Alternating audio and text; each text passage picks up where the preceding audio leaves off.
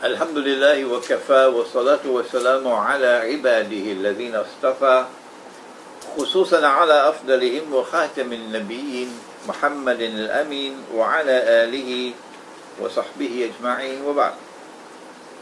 We greet you from our home here in Gombak in Kuala Lumpur in Malaysia on this morning of Yawm al-Ahad in the month of Jamadi al-Ula to return to our previous lecture entitled Islam, Russia and Crimea.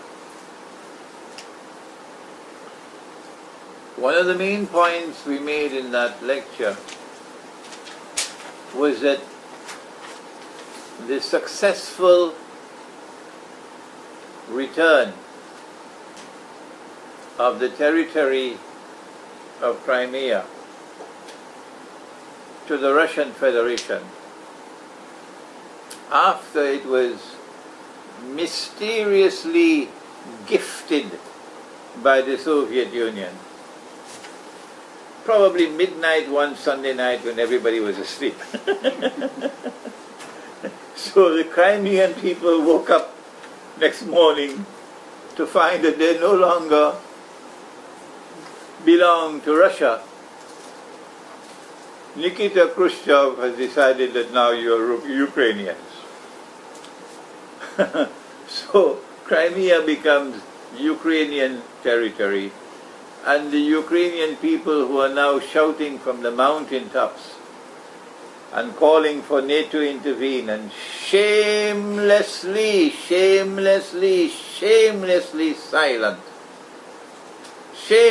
silent on this violation of the rights of the Russian people and violation of the rights of the Crimean people.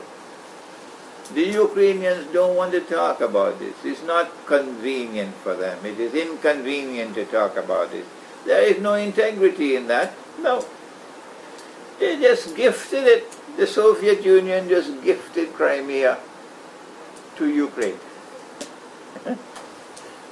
So that was unjust. That was immoral. That was illegal. And it has now been corrected. And it is time for Imran Hosein to celebrate.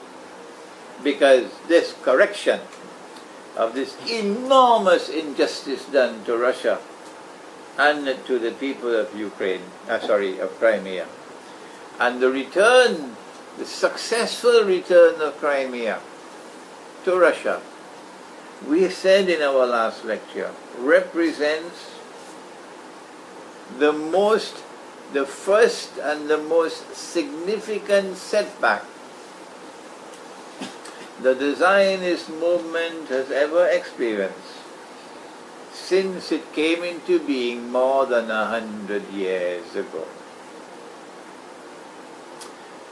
At this time, when the Russians are breathing easily and celebrating their success, we would like from here in Gombak in Malaysia to offer a gentle word of advice to the leadership of the Russian people. And we pray that Allah may take these words to them. And that is that it will be pleasing to the Lord Most High. And the Russian Orthodox Church will of course bear witness that this is a part of Christian values as well. That Russia must always stand firmly on the foundations of justice. That when a people are oppressors, Russia must use her power to punish them. And when a people are oppressed, then Russia must use her power to assist them and to take them out of oppression. That's justice. And that is conduct becoming of a people who follow Orthodox Christianity. What the Soviet Union did in 1954 1944, what Stalin did in expelling the Crimean people, the Crimean Tatar people, Muslims, from Crimea, out of Crimea, on the allegation that they were supporters of the Nazi Germany regime. That act of expulsion was unjust.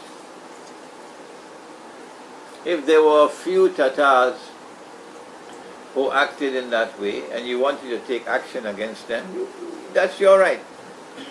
But to punish an entire people in this way was manifestly unjust.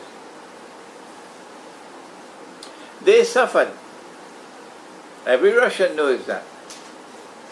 Thousands of them died while they were being expelled on the road. Thousands of them died as a consequence of the expulsion. They suffered immensely as refugees, innocent people. And then they lived in exile for more than 70 years. And now, after the collapse of the Soviet Union, they are trickling back into Crimea. But when they return to Crimea, their properties are lost. This is the house in which my father lived. This is the house that my grandfather built. This is the property that my family owned for years and years and years and years and years. And now I cannot enter into my own home because someone else has taken it. That is unjust. And we therefore turn and ask the leadership of the Russian people to offer to the Crimean Tatar Muslims help and support, active help and support, without asking for anything in return. That's morality. That you do good and you act justly for justice sake, not as part of a deal. That we'll do this for you if you do that for us. Assist them to recover their properties, which had been unjustly taken from them when they were expelled. And in those instances where it is no longer possible for such a property to be returned to them, then offer them adequate compensation. If the leadership of the Russian people were to make this statement and declaration to the Crimean Tatar, whether they be resident in Crimea now or whether they be resident outside of Crimea, this is what we, Russia, will do for you. We will help you and support you to recover your properties. And when it is not possible for such to take place, we will offer you adequate compensation for your loss. And we do not ask of you anything in return. We do this because we are Christians. We do this because we follow Orthodox Christianity. We do this because we want to stand on the foundation of justice. Number two, when a people, for no just cause, have suffered so intensely, they are entitled to compensation. In international law, it is also known as reparation. And so we ask that consideration be given to offer to the Crimean Tatar people compensation for suffering that they endured and experienced during that expulsion from Crimea ordered by Stalin. We do this without asking anything in return from you. We do this based on the demands of justice. We do this because we are Christians. Finally, we ask of the leadership of Russia, now that Allah has blessed you to recover Crimea and to deliver to the Zionists the most significant setback that they've ever experienced since the Zionist movement was created more than 100 years ago. We ask you to do one more thing, and that is that Russia, since Crimea is now Russian territory, that the leadership of Russia makes a declaration to all those Crimean Tatar Muslims who are still resident outside of Crimea, that you have the right of return to Crimea anytime you choose to do so.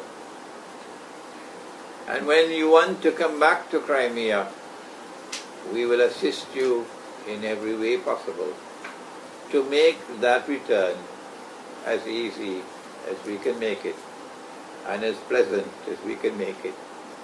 Crimea is your land. You lived in Crimea for hundreds of years. We recognize your rights in Crimea. We recognize that these rights were violated, and we want to make amends for what was done to you in the past. And as we do these things for you, we are not asking for anything in return. We're doing it because we are Christians. Finally, one more thing, and this is just an initial observation on my part, and that is that if Russia is to play the role that Russia is destined to play at this most critical moment in Russian history,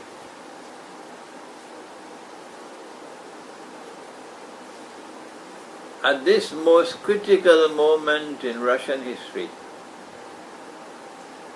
when Russia by divine decree is to play an immensely important role in Akhir al-Zaman, we ask you to turn away from Western political theory and forge a new political understanding and new political structures to allow a Muslim people resident within the Russian Federation to have such religious autonomy that they can live the way of life of Islam without any fear, without any obstacles. That they can live the way of life of Islam with the support of the Russian people and with the support of the Russian Orthodox Church and with the support of the Russian government.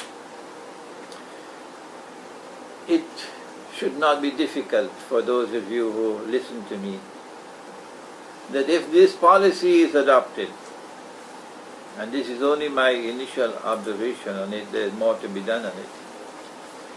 If this policy can be framed and adopted, then around the world of Islam, Muslims wherever they are in the whole world of Islam would respond positively and with joy in their hearts that Russia is setting an example above and beyond and better than the examples being set even by the own Muslim rulers today in the world.